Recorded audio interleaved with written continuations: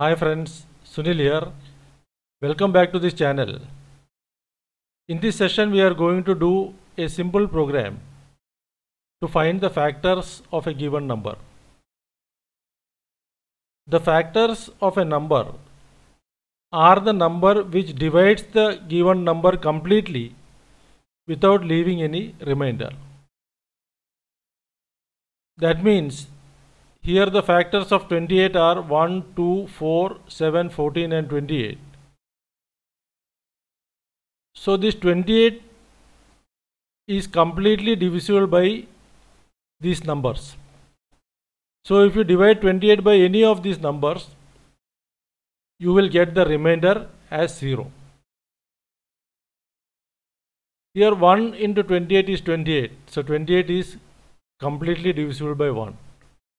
2 into 14 equal to 28. So it is divisible by 2. Then 4 into 7 is 28. So it is divisible by 4. 7 into 4 equal to 28. So it is divisible by 7. 14 into 2 is 28. It is divisible by 14. And 28 into 1 is 28. So it is divisible by 28.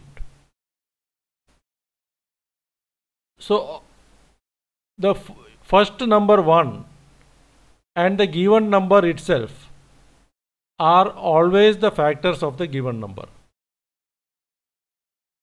Now we will go to the program. Here in the program, we are accepting the number from the user. The number for which we have to find the factor, that number we are accepting from the user and converting it into integer form. And that number is stored in variable n. In our example, we will take the number as 10. So we will find the factor of 10. So after that, I am printing the heading here. The factors of the number n is 10 equal to, it will print the factors here. Then here in the for loop, for I in range 1 to n plus 1. This n is exclusive. So we have to add 1. So range will be from 1 to n plus 1, that is n is 10. 10 plus 1, 11. So range is 1 to 11. That means the value of I will start from 1 and it will go up to 10. For I in range 1 to 11 means the value of I will start from 1 to 10. Now in this if condition, I am checking n modulus I equal to 0. That is, I am checking whether the remainder will be 0. N divided by I, the remainder will be 0. I am checking for that. So the value of n is 10 now and the initial value of I is 1 now. So 10 divided by I, that is 10 divided by 1, the remainder will be 0. So the remainder is 0, it will execute this print statement. That means it will print the value of I, which is 1. So that is how we get this 1 here. Then it will go back to the for loop for the next iteration of I. The value of I will become 2 now. Then it will check n modulus I equal to 0. That is 10 divided by 2, the remainder is 0. It will check for that. So it is true, remainder is 0.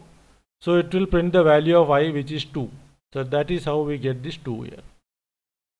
Then the control will come back to the for loop for the next iteration of I. The value of I is 3 now.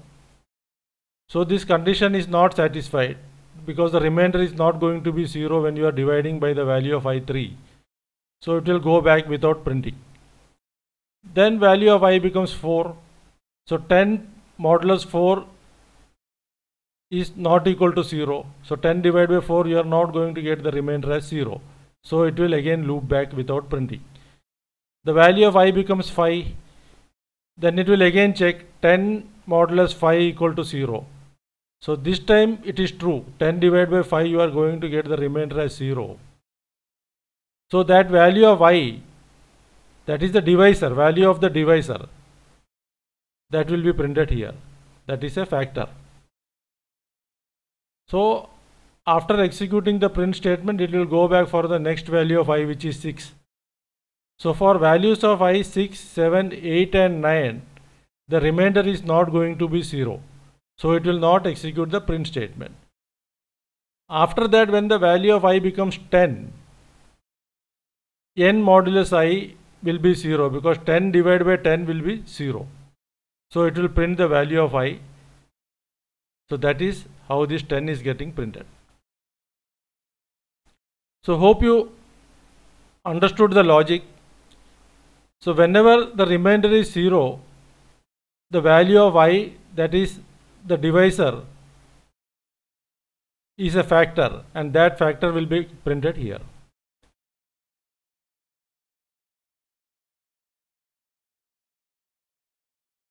So hope you understood this program. Now we will execute this.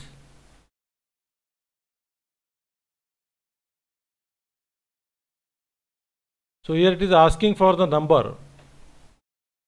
I am giving it as 10. So the factors are 1, 2, 5 and 10.